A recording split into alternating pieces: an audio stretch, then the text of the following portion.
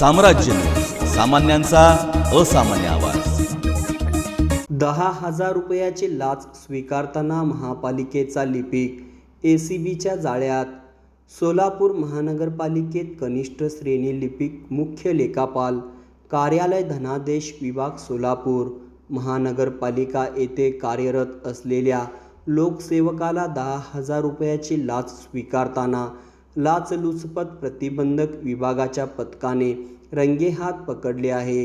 गोपाळ सावरैया मंदोलू, पद कनिष्ठ श्रेणी लिपिक मुख्य लेखापाल कार्यालय धनादेश विभाग महानगरपालिका सोलापूर असे लाच स्वीकारताना रंगेहात पकडण्यात आलेल्या लोकसेवकाचे नाव आहे। बिलाची प्रत देण्यासाठी तक्रारदार यांच्याकडे 10,000 रुपयाची लाच स्वीकारताना लाचलुचपत प्रतिबंध विभागाच्या पथकाने रंगेहात पकडले आहे। सदर बाजार पोलीस ठाण्यात गुन्हा दाखल करण्याची प्रक्रिया सुरू आहे।